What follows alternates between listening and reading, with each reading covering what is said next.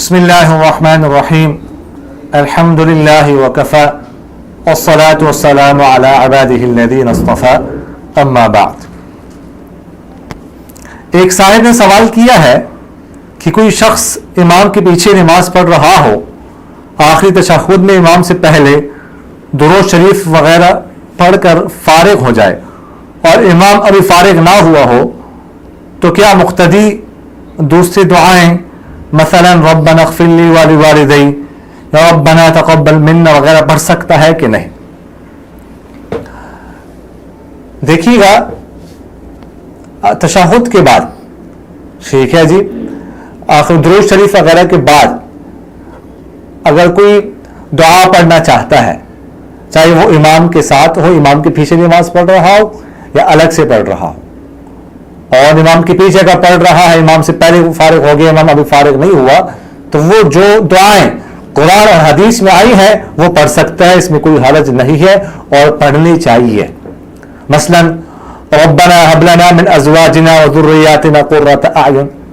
یا اسی طرح ربنا وآتنا ما وعدتنا على رسلك ولا تخزنا يوم القيامة، اور اسی طرح ربنا سمعنا مناديا ينادي للإيمان أن آمنوا بربكم فآمنا، اسی طرح ربنا هب لنا من ازواجنا وذرياتنا قرة اعین۔ اس طرح حدیث میں جو دعائیں آئی ہیں اللهم احسن عاقبتنا في الامور كلها واجرنا من خزي الدنيا وعذاب الاخرة، اس طرح اللهم استر عوراتنا وامن روعاتنا وغیرہ ذالک، اس طرح کی دعائیں پڑھنا یہ جائز ہے اور یہ پڑھنی چاہیے۔ جان محمد صاحب نے پوچھا ہے کہ ہوائی جہاز میں نماز پڑھنے کے بارے میں پوچھنا چاہتا ہوں کہ اگر نماز کا وقت ہو جائے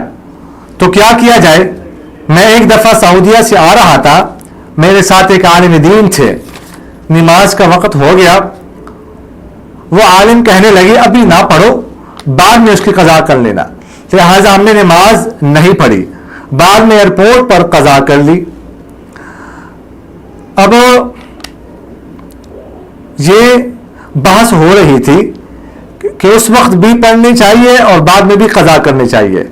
اس کے بارے میں وضاحت فرمائیں کہ اس وقت پڑھ لیں یا بعد میں قضا کر لیں۔ ہوائی جہاز میں اگر کسی شخص کا وضو ہو یا وضو نہیں لیکن پانی دستیاب ہے، وضو کر سکتا ہے، یا اگر پانی نہیں تو تیمم کر لے، ٹھیک ہے، اور اس کے بعد ہوائی جہاز میں ہی نماز پڑھنی چاہیے۔ نماز پڑھ سکتے ہیں، نماز پڑھنا جائز ہے، لیکن اس بات کا خیال رکھا جائے کہ منہ قبلے کی طرف ہونا چاہیے، منہ قبلے کی طرف ہونا چاہیے، اور اگر کوئی کھڑا ہو کے پڑھ سکتا ہے تو پھر کھڑا ہو کے ہی وہ پڑھ لے، اور اگر کھڑا ہو کے پڑھنا وہ مشکل ہو، خاص کر جہاز جو ہے نا موونگ حرکت جو ہے وہ کر رہا ہو، اگر کھڑا ہونا مشکل ہے تو پھر بیٹھ کر بھی پڑھی جا سکتی ہے، قبلے کی طرف منہ کر کے، فرائض میں خاص طور پر فرائض میں قبلے کی طرف منہ کر کے پڑھنا ضروری ہے، اور اسی وقت پڑھ لے، بعد میں قضا کرنے کی ضرورت بھی نہیں ہے، وہ جو نماز پڑھی گئی وہ جائز ہے اور بعد میں اس کی قضا کرنے کی ضرورت نہیں ہے، نماز اس طرح ہوائی جہاز میں ہو جاتی ہے۔ بلال بھائی نے پوچھا ہے کہ مفتی صاحب ایک بندے کی 10 من گندم ہو، اس میں سے 2 من تھریشر والا اپنی مزدوری لے لے تو وہ 10 من کے حساب سے عشر دے گا یا 8 من کے حساب سے؟ وضاحت کریں، شکریہ۔ دیکھیے گا عشر کا پیداوار اور عشر کا تعلق پیداوار کے ساتھ ہے، جتنی پیداوار ہوگی اس حساب سے عشر جو ہے وہ